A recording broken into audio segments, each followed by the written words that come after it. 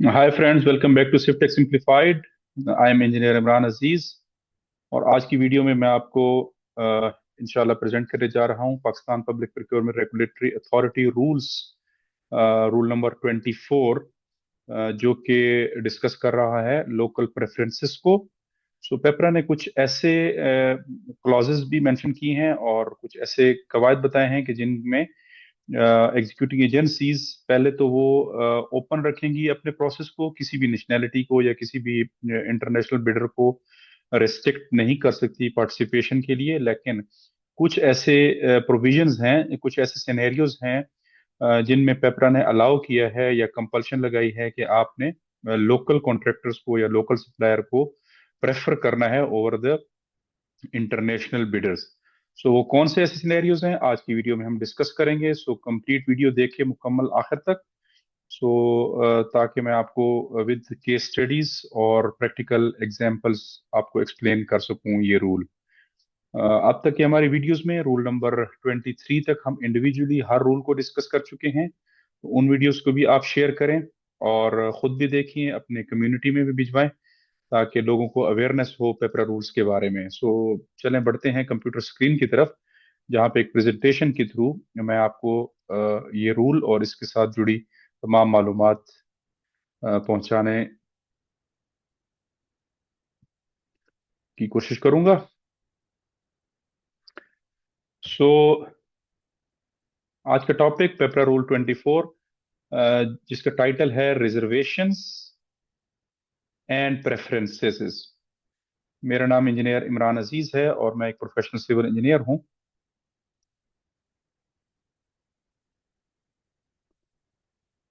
सो पेपरा rule, जैसे मैंने बताया कि ये बात करता है कुछ रिजर्वेशंस की और कुछ प्रेफरेंसेस की या प्रायोरिटीज की पब्लिक प्रोक्योरमेंट में। और ये रूल एक्सप्लेन कर रहा है when bidders from any nationality can participate and when the government may restrict participation. कौन से ऐसे सिनेरियोज हैं जिनमें किसी भी नेशनैलिटी का बिडर पार्टिसिपेट कर सकता है और कौन से ऐसे प्रोजेक्ट्स या ऐसे एरियाज हैं जिनमें गवर्नमेंट ने रिस्ट्रिक्ट किया हुआ है कि वहां पे सिर्फ लोकल कॉन्ट्रैक्टर्स ही बिड कर सकते हैं। वो कौन सी रिस्ट्रिक्शंस हैं वो भी डिस्कस करेंगे। और डोमेस्टिक जो प्रेफरेंसेस है वो क्यों दिया गया है ये भी हम डिस्कस करेंगे। सो वीडियो को आखिर तक मुकम्मल देखिए। सो फर्स्ट ऑफ ऑल बढ़ते हैं एग्जैक्ट रूल की तरफ, कि पेपरा रूल 24 एक्चुअली क्या कहता है। सो रूल नंबर 24 डिस्कस कर रहा है, इसको एग्जैक्ट रूल को हम देख लेते हैं।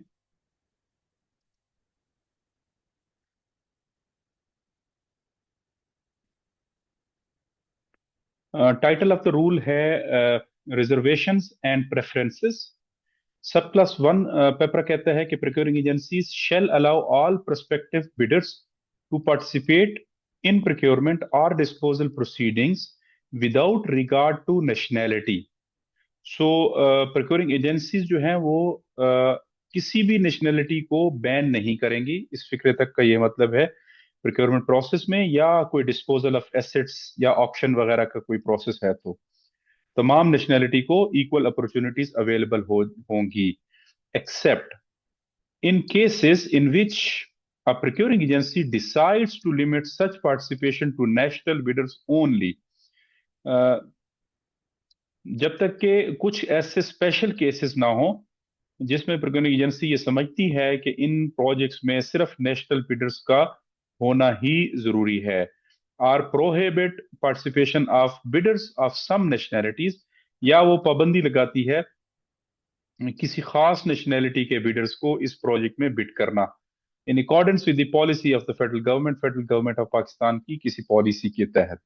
सो ओवरऑल पेपरा ने कोई पाबंदी नहीं लगाई बिडर्स के ऊपर कि वो चाहे जिस नेशनैलिटी के भी हों वो प्रोसेस में हिस्सा ले सकते हैं। जबकि स्पेशल कुछ ऐसे केसेस हैं, आगे हम डिस्कस करेंगे, कि जिनमें पेपरा ने इजाजत दी है प्रोक्योरिंग एजेंसीज को कि वो उन स्पेशल केसेस में बैन कर सकते हैं किसी खास नेशनैलिटी को, अगर फेडरल गवर्नमेंट ऑफ पाकिस्तान ने कोई पॉलिसी बना के आपको बताया है कि फलां प्रोजेक्ट या फलां टाइप ऑफ प्रोजेक्ट में कोई खास नेशनैलिटी के ऊपर बैन है पार्टिसिपेट करना। लाइक जिस तरह नेशनल सिक्योरिटी के प्रोजेक्ट्स होते हैं, ऐसे केसेस में या सिक्योरिटी इक्विपमेंट वगैरह के केसेस में, तो उसमें नॉर्मली बैन होता है कुछ खास नेशनैलिटीज को, और उसमें प्रेफरेंस दिया जाता है लोकल बिडर्स को। सो उसके बाद पेपरा का 24(2) सब क्लास 2 में पेपरा कहता है the procuring agencies shall while evaluating and comparing bids allow for preference to domestic suppliers or contractors while competing with the international bidders in accordance with the policies of the federal government। evaluation में भी आप preference देंगे local bidder को over the international bidders. किस cases में? For works projects, works के cases में certain goods manufactured, mined, extracted and grown in the Islamic Republic of Pakistan। कुछ ऐसी चीजों पे जो बनाई गई हैं, एक्सट्रैक्ट की गई हैं या माइंड की गई हैं या ग्रो की गई हैं पाकिस्तान में, उन चीजों के ऊपर, उन चीजों की सप्लाई वगैरह के लिए आप लोकल सप्लायर को प्रेफर करेंगे। या disposal of certain assets having any potential impact on national security, या कुछ ऐसे एसेट्स की ऑक्शन के ऊपर के लिए आप लोकल वेंडर्स को प्रेफर करेंगे जिनका डायरेक्ट इम्पैक्ट हो सकता है नेशनल सिक्योरिटी के ऊपर।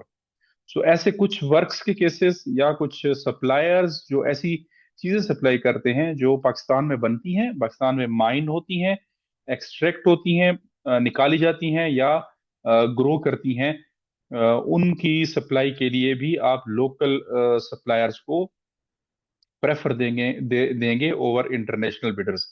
और या कोई ऐसे एसेट्स जो नेशनल सिक्योरिटी के हवाले से हों, तो और उनके साथ नेशनल सिक्योरिटी जेपटाइज होने का खतरा हो, तो ऐसे केसेस में भी आप लोकल को प्रेफर करेंगे। फिर पेपर कहता है क्लॉज 3 में the percentage of preference to be accorded shall be clearly mention in the bidding document under the bid evaluation criteria. So यहाँ पे कुछ एक्स्ट्रा मार्क्स आपने मेंशन करने हैं, परसेंटेज मेंशन करनी है लोकल बिडर्स के लिए, जो कि बिडिंग क्राइटेरिया में आपने, बिड एवोल्यूशन क्राइटेरिया में आपने क्लियरली मेंशन करनी है। सो वो कुछ सर्टेन परसेंटेज होगी जो आप लोकल वेंडर को देंगे और इंटरनेशनल को वो परसेंटेज नहीं देंगे।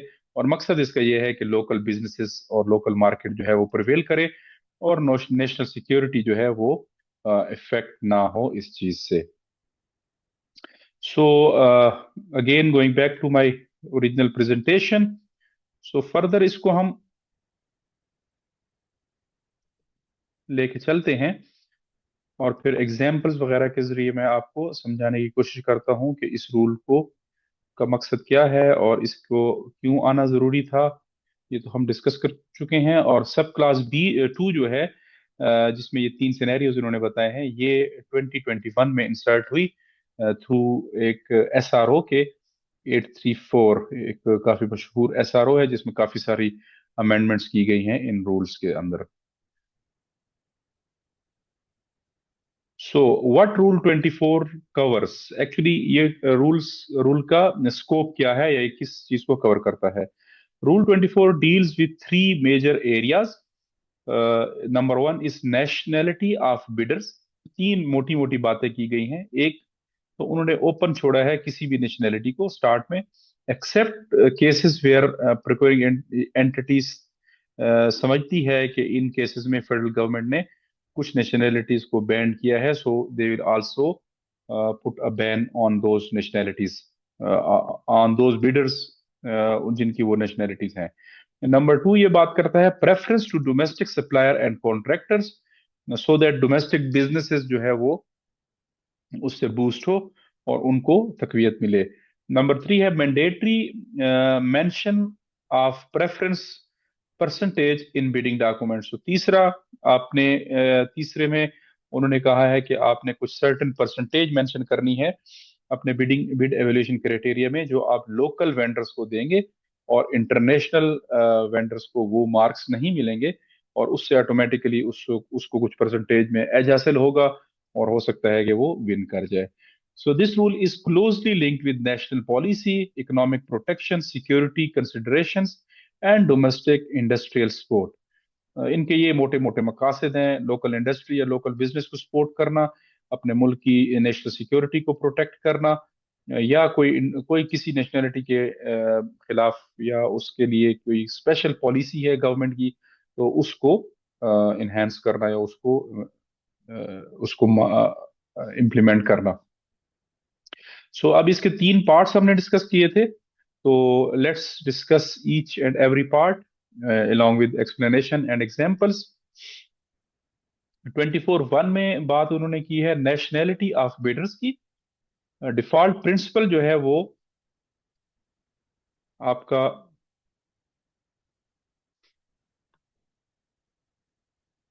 all nationalities can participate unless restricted by the federal government। National security reasons उसमें बताए गए हों, प्रोक्योरमेंट एजेंसीज जस्टिफाइड डिसीजन। सो तमाम नेशनलिटीज के ऊपर कोई पाबंदी नहीं है। अगर फेडरल गवर्नमेंट ने या नेशनल सिक्योरिटी के इदारों ने कोई पाबंदी ना लगाई हो, या प्रोक्योरमेंट एजेंसीज जस्टिफाइड डिसीजन उस पर ना आया हो। Pakistan follows an open market principle encouraging foreign suppliers to participate. However, the procuring agencies can restrict participation, but only if it is aligned with the federal government policy। So, अपनी तरफ से उसमें किसी आप नेशनैलिटी को पाबंदी नहीं लगा सकते जब तक कि गवर्नमेंट ने क्लियर इन राइटिंग कोई पॉलिसी ना दी हो किसी नेशनैलिटी के बारे में। एग्जाम्पल्स ऑफ नेशनैलिटी रिस्ट्रिक्शंस में, फॉर एग्जांपल आपने डिफेंस का या नेशनल सिक्योरिटी का कोई कम्युनिकेशन सिस्टम लेना है किसी नेशनल इदारे ने, so only companies from approved countries would be allowed, and certain countries जिनके साथ आपकी डिप्लोमेटिक टाइज नहीं है, those will not be allowed to participate in this, क्योंकि उससे ऑफ कोर्स नेशनल सिक्योरिटी को इफेक्ट होने का खतरा है। सिक्योरिटी क्लियरेंस इसमें रिक्वायर्ड होगी कंपनी के लिए। National security is the primary reason behind such restrictions. Of course उसमें इसीलिए रिस्ट्रिक्शन लगाई गई है कि वहां पे नेशनल सिक्योरिटी के सबूतात होने का खतरा है। दूसरी example, for example procurement of government data centre कोई गवर्नमेंट बनाना चाहती है, या like election commission of Pakistan या एफपीआर वगैरह के लिए, तो उनके लिए कोई सिस्टम हार्डवेयर वगैरह इन्होंने लेना है। सर्टेन कंट्रीज में be restricted due to cyber security risk. इसी तरह सेंसिटिव इंफ्रास्ट्रक्चर है, फॉर एग्जांपल एयरपोर्ट्स हैं, बॉर्डर्स है, इंटेलिजेंस सिस्टम है, तो उसमें भी only national firms are allowed. Works वगैरह के केस में जो फॉर एग्जांपल एयरपोर्ट के ऊपर कोई काम है या आपके बॉर्डर्स के ऊपर है, इंटेलिजेंस इदारों के अंदर है, तो उसमें होगी नेशनल बिडर ही अलाउड होंगे। When domestic only participation is allowed, ऐसे केसेस जिसमें सिर्फ और सिर्फ डोमेस्टिक पार्टिसिपेशन हो, वो आपने क्लियरली फिर बिडिंग डॉक्यूमेंट्स में भी और एड में भी ये मेंशन करना होगा। All procuring agency may allow only Pakistani bidders when goods are locally manufactured. जैसे कि उन्होंने क्लास बी में तीन किस्म की आपको चीजें बताई थी, वहां पे उन्होंने लोकल मैन्युफैक्चर्ड की बात की थी, माइंड एक्सट्रैक्टेड ग्रोन की बात की थी, वर्क्स की, या डिस्पोजल वगैरह ऐसे एसेट्स जिसमें नेशनल सिक्योरिटी के अलाउड हो। सो ऐसे केसेस में सिर्फ और सिर्फ आपने लोकल पार्टिसिपेशन ही अलाउ करनी है। सो गुड्स अगर लोकली मैन्युफैक्चर हुई हैं, works are easier to perform locally, international participation adds unnecessary overhead cost, तो government policy mandates local participation. So ऐसे केसेस जो नॉर्मल वर्क्स वगैरह के प्रोजेक्ट्स होते हैं, या कोई ऐसा इक्विपमेंट जो सिक्योरिटी क्लियरेंस वगैरह का इशू में बनता है, तो उसमें सिर्फ और सिर्फ लोकल ही को प्रेफर करना है। लिस्ट ऑफ मैंडेटरी कंपोनेंट्स, कौन से ऐसी चीजें होंगी जो ऐसी बिडिंग में मांगी जाएंगी। Competitive bidding documents must include, जो ऐसे प्रोसेस के लिए या ऐसी बिडिंग के लिए जहां पे लोकल प्रेफरेंसेस की बात की गई है, तो उसमें आपने इनविटेशन टू बिड देना है, instructions to bidders, form of bid, form of contract, general और special conditions of contract. So ये चीजें आपने उसमें प्रोवाइड करनी है। So preference to domestic supplier and contractors is allowed in case, अभी हम ऑलरेडी डिस्कस कर चुके हैं, वर्क्स में, गुड्स में, या डिस्पोजल ऑफ एसेट्स, जो ऐसे एसेट्स जो नेशनल सिक्योरिटी के हवाले से हों, उसमें आपने ये देने हैं, उसमें आपने लोकल प्रेफरेंसेस करना है। सो क्लॉज बी जो है, class 2 24(2), preference to domestic suppliers and contractors. This clause is designed to encourage local industry, manufacturers, and engineering capacity. It protects Pakistan's economy by ensuring local companies and not unfairly disadvantaged by international firms. So मकसद इसका यही है कि local industry prevail करे और like unnecessary जो है वो इंटरनेशनल बिडर्स उसमें ना है, ताकि आपकी ओवरहेड कॉस्ट और बाकी जो इश्यूज हैं वो भी सिक्योरिटी वगैरह के वो भी उससे इफेक्ट ना हो. सो ये इसका मेन मकसद है 24(2) का. सो प्रेफरेंस का मतलब क्या है प्रोक्योरमेंट के केस में? प्रोक्योरमेंट के केस में preference includes a price reference. For example 15% domestic manufacturer, या जो भी आप परसेंटेज बिडिंग डॉक्यूमेंट्स में देनी है डोमेस्टिक को आप एक प्रेफरेंस देंगे. लाइक आप कोई परसेंटेज एक्स्ट्रा ऐड करना चाहते हैं, करेंगे एज पर पेपरा रूल्स कि वो लोकल को ही वो नंबर अलॉट किए जाएंगे और इंटरनेशनल को वो नंबर नहीं मिलेंगे. अगर इंटरनेशनल उसमें बिड करते भी हैं तो उन नंबरों के बगैर उनको विन करना पड़ेगा. एडिशनल टेक्निकल वेटेज आप ऐड करें तो इसको भी प्रेफरेंसेस के अंदर ही आता है. Relaxed qualification criteria for locals, priority in tie breaking scenarios. Like अगर नंबर्स में या एवेल्युएशन में एक लोकल और एक इंटरनेशनल कंपनी एक ही स्टेज के ऊपर या एक ही नंबर्स के ऊपर या एक ही स्कोर के ऊपर आ गए तो आपने प्रेफरेंस जो है वो लोकल कंपनी को देना है instead of international. However, preference must always be clearly defined, measurable and transparently applied. So ऐसा नहीं होगा कि कोई अफसर अपनी मर्जी से कुछ देगा, ये पहले से आपने मेंशन करना होगा बिडिंग डॉक्यूमेंट्स में. सो वर्क्स के प्रोजेक्ट में for example federal government is constructing a government school, road, highway project है, हॉस्पिटल बिल्डिंग है, वाटर सप्लाई स्कीम है. तो ये एक नॉर्मल किस्म के प्रोजेक्ट्स हैं, वर्क के केसेस हैं और इसमें पीईसी रजिस्टर्ड लोकल कॉन्ट्रैक्टर्स ही इसमें काम करेंगे. डिस्पोजल के केस में, डिस्पोजल ऑफ एसेट्स में, when disposing of assets having national security impact, preference may go to Pakistani companies, government owned entities and local industry. So ऐसे प्रोजेक्ट्स जिसमें नेशनल सिक्योरिटी या ऐसे एसेट्स जिनकी डिस्पोजल आपने करनी है, नेशनल नेशनल सिक्योरिटी के कोई एसेट्स हैं, कोई आर्म फोर्सेस की ओल्ड व्हीकल्स हैं, कोई टैंक्स हैं या जो भी एमुनेशन वगैरह है जो चीजें एक्सपायर हो गई हैं और अपनी ऑपरेशन लाइफ मुकम्मल कर चुकी हैं और आपने उसको स्क्रैप वगैरह के थ्रू इसकी ऑक्शन करनी है, तो ऐसे केसेस में भी आप लोकल या पाकिस्तानी वेंडर्स को ही देंगे, क्योंकि इंटरनेशनल से उसकी फिर सिक्योरिटी और उसकी कॉपिंग के इश्यूज आना और ये चीजें सामने आने के खदशात बढ़ जाते हैं. सो इसलिए ये रूल पेपरा ने डाला है ताकि कोई एक सर्टेन परसेंटेज एक्स्ट्रा डाल दी जाए लोकल कॉन्ट्रैक्टर्स के लिए और वो उससे एक प्रेफरेंस मिल जाए ओवर द इंटरनेशनल कंपनी उनको. Preference must be declared in bidding documents. Yes, it should be clearly conveyed and mentioned in the bidding documents and bid evaluation criteria. Procuring agency must mention percentage of preference, conditions of preference, कि किन conditions में उनको preference मिलेगी और फिर कितनी मिलेगी. Eligibility for preference, उसके लिए क्या eligibility होगी, method, उसका method क्या होगा या किन किन बुनियादों के ऊपर उसको preference मिलेगा. So practical example of declaring preference. ये एक टेम्पलेट टाइप है. Local manufacturer will be given 15% या 10% आप दे सकते हैं, जो भी depending upon your project and nature of the work. इसमें आप इस तरह लिख सकते हैं बिडिंग डॉक्यूमेंट में कि local manufacturer will be given a 15% price preference while comparing bids against international supplier. Such clarity avoids disputes during evaluation. ये जब आप मेंशन करेंगे तो फिर कल को आने वाले किसी भी स्टेज पे कोई डिस्प्यूट हो तो उसमें आपके लिए मसला नहीं बनेगा, बल्कि आप उसमें कह सकते हैं कि ये हमने ऑलरेडी बिडिंग डॉक्यूमेंट्स में मेंशन किया था.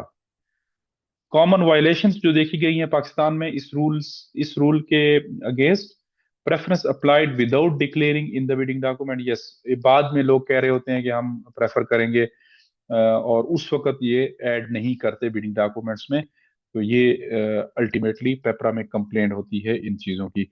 Restricting foreign vendors without federal policy.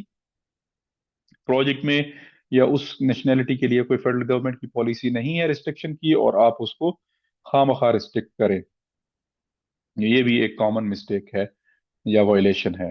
Tailoring specification to favour only local vendors और वाइस वर्सा, या लोकल वेंडर को आप ना देना चाहें और इंटरनेशनल को प्रेफर करना चाहें, तो आप टेलर फॉर एग्जांपल लोग करते हैं स्पेसिफिकेशन में ताकि लोकल उसमें ना पार्टिसिपेट कर सके, तो ये भी एक वायलेशन है।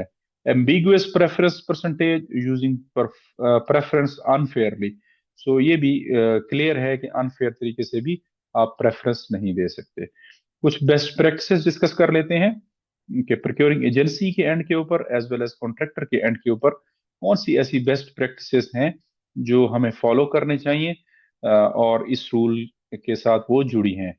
Follow federal government preference policy, हमेशा फेडरल गवर्नमेंट की जो भी पॉलिसी है उसी को फॉलो करें, और उसमें डिक्लेयर करें preference transparently in your bidding documents.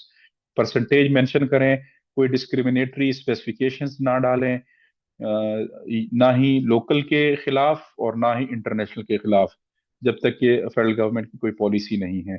Document justification for restrictions, use PEC framework for works, उसके standard basic documents already available हैं वर्क्स के पीईसी की वेबसाइट पे, तो कोशिश करें कि आप उसी को यूज करें। कॉन्ट्रैक्टर्स या सप्लायर्स की के लिए बेस्ट प्रैक्टिसेस ये हैं कि वो हमेशा बिडिंग डॉक्यूमेंट्स को केयरफुली और थारोली रीड करें, complete set of bidding documents download करें, अंडरस्टैंड इफ प्रेफरेंस अप्लाइज, उसको देखें वेरिएशन क्राइटेरिया में कि लोकल प्रेफरेंस के कुछ नंबर एक्स्ट्रा हैं। For local firms highlight local manufacturing, for international firms ensure compliance with restrictions and clarify during pre bid meeting. Pre bid meeting में भी आप एज अ कॉन्ट्रैक्टर ये चीज क्लैरिफाई कर सकते हैं कि वेदर लोकल प्रेफरेंस के नंबर्स हैं इसमें या नहीं है। फॉर एग्जांपल आपने कोई आईटी इक्विपमेंट मंगवाना है पाकिस्तान के सिनेरियो में, मिनिस्ट्री जो किसी नेटवर्क या आईटी इक्विपमेंट के लिए टेंडर लगाती है। So international brands are allowed in such cases, local distributors participate, जो अथोराइज डिस्ट्रीब्यूटर पाकिस्तान में है वो पार्टिसिपेट करते हैं। A 15% preference exist for made in Pakistan equipment. So उसमें आपने अथॉरिटी ने या एंटिटी ने 15% प्रेफरेंस भी मेंशन किया हुआ है। सो ये उसी रूल और इसी रूल 24 की तरफ इशारा कर रहा है अगर मेंशन है तो, और लोकल नेटवर्किंग इक्विपमेंट ताकि उसकी इंडस्ट्री जो है वो उससे एडवांटेज ले और वो उसको फायदा मिले और लोकल बिजनेसेस जो है वो इनहेंस हो। फॉर एग्जांपल एक कोई वाटर सप्लाई पंप्स वगैरह का पब्लिक हेल्थ का काम है, सो उसमें भी फॉरेन वर्सेस लोकल मैन्युफैक्चरर में local pumps meet the standard अगर होते हैं तो उन्हीं को प्रेफर करें और उनको हम एडिशनल परसेंटेज दे के प्रेफरेंस मेंशन करें अपने बिडिंग डॉक्यूमेंट्स के अंदर। तो ये था हमारा आज का रूल। आई होप आपने अभी तक इसको क्लियरली समझ लिया होगा। समरी इसकी क्विकली देख लेते हैं। ओपन पार्टिसिपेशन बाय डिफॉल्ट या प्रिंसिपल मेथड ऑफ पार्टिसिपेशन जो है वो ओपन है, लेकिन अगर कुछ ऐसे केसेस हैं जिस तरह नेशनल सिक्योरिटी के हैं, या कोई ऐसे जिसमें लोकल मैन्युफैक्चरिंग होती है उस प्रोडक्ट की, माइनिंग होती है, लोकल एक्सट्रैक्शन है या ग्रोथ लोकली होती है, और पाकिस्तान के अंदर वो चीजें बनती हैं, तो उन चीजों के लिए सप्लायर लोकल ही लें, इंटरनेशनल के ऊपर लोकल को प्रेफरेंस दें।